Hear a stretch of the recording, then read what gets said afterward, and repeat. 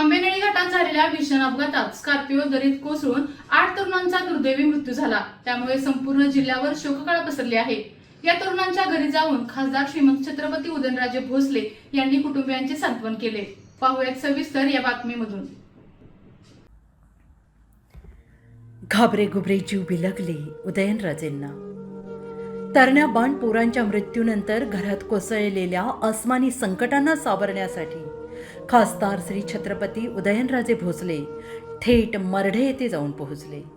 या संकटानं भेदरलेले आणि हातपाय कळालेले घाबरे घुबरे जीव उदयनराजेंना पाहताच त्यांना जाऊन बिलगले। उदयनराजेंनी या मुलांना छातीशी कवटाळत मायेचा धीर दिला। उदयनराजेंमधला पहाडासारखा माणूसही कमालीचा संवेदनशील झाल्याचं पाहायला मिळालं। मरढे, आसगाव, खटाव या तीनही गावांमध्ये जाऊन उदयनराजेंनी तरुणांच्या कुटुंबियांना आधार दिला। आंबेनळी घाटात झालेल्या भीषण अपघातात स्कॉर्पिओ दरीत कोसळून 8 तरुणांचा दुर्दैवी मृत्यू झाला। त्यामुळे संपूर्ण जिल्ह्यावर शोककळा पसरली होती आणि या तरुणांच्या घरी जाऊन खासदार श्री छत्रपती उदयनराजे भोसले यांनी कुटुंबियांचे सांत्वन केले। या दुःखद प्रसंगी खासदार उदयनराजे यांनी तीव्र शब्दात शोक व्यक्त करत त्यांच्या कुटुंबियांना धीर दिला। मी त्यांच्या मुलांची किंवा भावाची जागा कधीच भरून काढू शकत नाही, पण मुलगा आणि भाऊ या नात्यानं सदैव त्यांच्या पाठीशी खंबीरपणे उभा राहीन, अशी भावना खासदार उदयनराजे भोसले यांनी व्यक्त केली।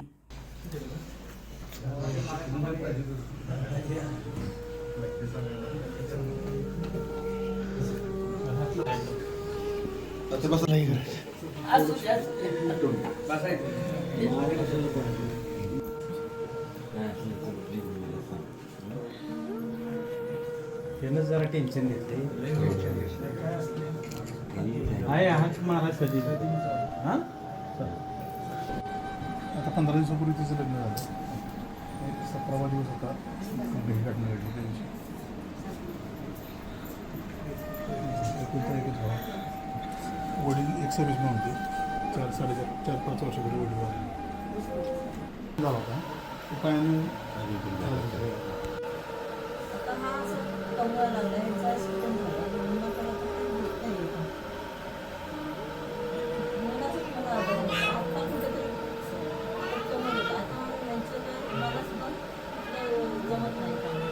काय जी मदत मिळाली सर्व संपूर्ण।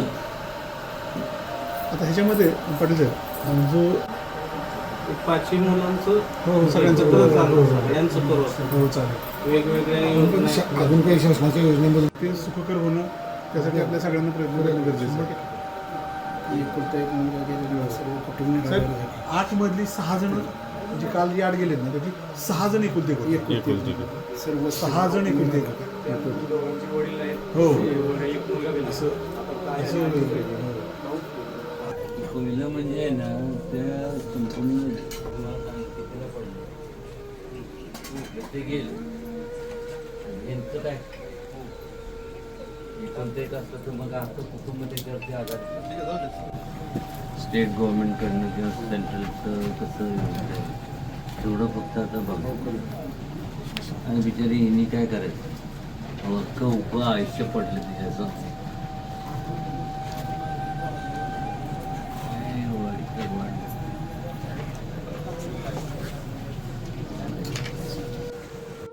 म्हणून जेवढे ताकदीनं जे करता येईल तेवढं करू।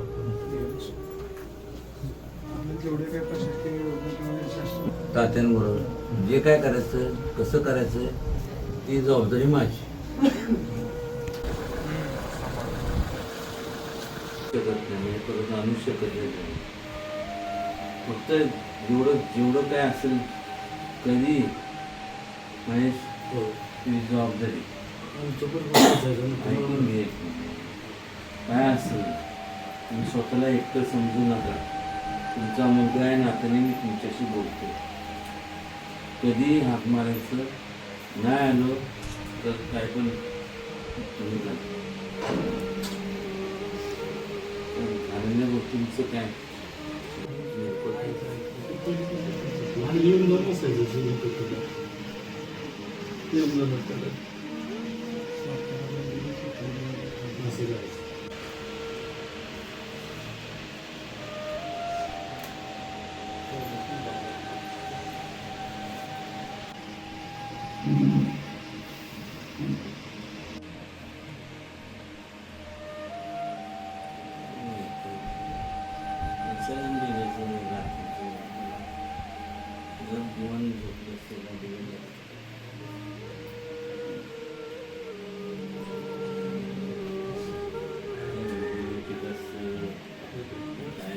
आपल्या तालुक्यातील जिल्ह्यातील बातम्या सर्वप्रथम पाहण्यासाठी आजच सातारा न्यूजला यूट्यूब चॅनलवर सबस्क्राईब करा, लाईक करा, शेअर करा आणि बेल आयकॉन प्रेस करायला विसरू नका.